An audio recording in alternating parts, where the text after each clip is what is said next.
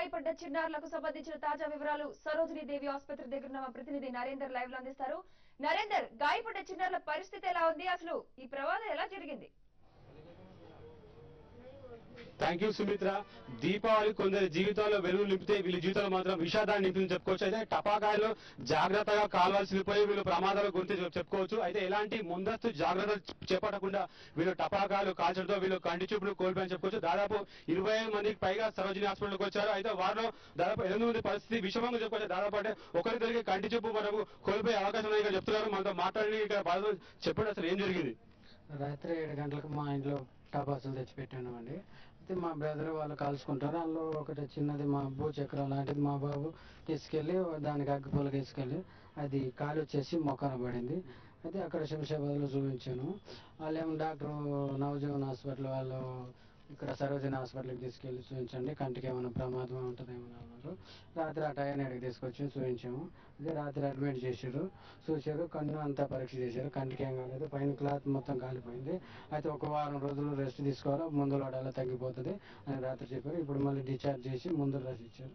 Okay, అంటే మొత్తం మనం చూసుకోవచ్చు ఇక్కడ ఈ బాబుకు మొత్తం అంటే ఫేస్ మొత్తం పాడైపోయి చెప్పుకోవచ్చు. బాబు ఏమేమి చెప్పు, అసలు ఏం జరిగింది? టపాకి పెళ్ళింది. ఎప్పుడు కలిసావు? నిన్న నైట్. ఏం కలిసావు? భూచక్రం. ఇప్పుడు ఎట్లా ఉంది, కనిపిస్తుంది నీకు? ఎట్లా ఉంది ఇప్పుడు నీకు? మంచిగా ఉంది. మంచిగా ఉందా? ఓకే, మనతో మాట్లాడడానికి మరో బాధితులు, చెప్పండి ఏమైంది?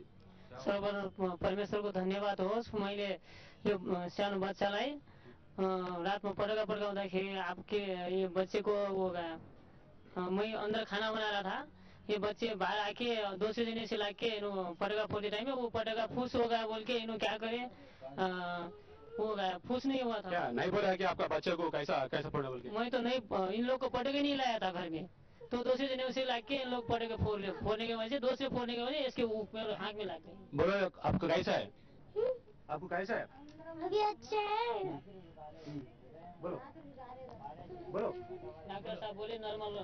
చెప్పండి, మీకు ఏమైంది, అసలు ఏ విధంగా జరిగింది? మా ఇంటి కాడ రాత్రి పెద్ద పెద్ద పటాకులను కాలుస్తున్నామండి. అందరు కాలుస్తున్నారు, బస్తీలో కాలుస్తుంటే మేము 6 గంటలకి తలుపేసుకొని కూర్చుంటే ఇంక పొద్దుగాల పిల్లలకి ఏం చెప్తాం, అంతా చెత్తలో ఉన్నాయి అవి. ఆ కాలిపోయిన అనుకొని అంటి పెట్టనీకే పోతే పిల్లగానికి ఇట్లా అయింది. ఏం కొంచెం మా బాబు కళ్ళు తెరిచి చూసే వరకు మాకు భయమే కదండి. కొందరికి ప్రమాదం చెప్తున్నారు. మాతో మాట్లాడడానికి డాక్టర్ సార్ చెప్పండి సార్, అసలు ఏ విధంగా ఎంతమంది కేసులు వచ్చారు, అసలు రాష్ట్ర వ్యాప్తంగా ఉంటా వీళ్ళు ఓన్లీ హైదరాబాద్ సంబంధించిన వాళ్ళ? నిన్న దీపావళి పండుగ సందర్భంగా సరోజినీదేవి కంటి ఆసుపత్రికి సుమారు 22 మంది క్రాకర్స్ వల్ల కంటికి దెబ్బతలిగి ఇక్కడ రావడం జరిగింది.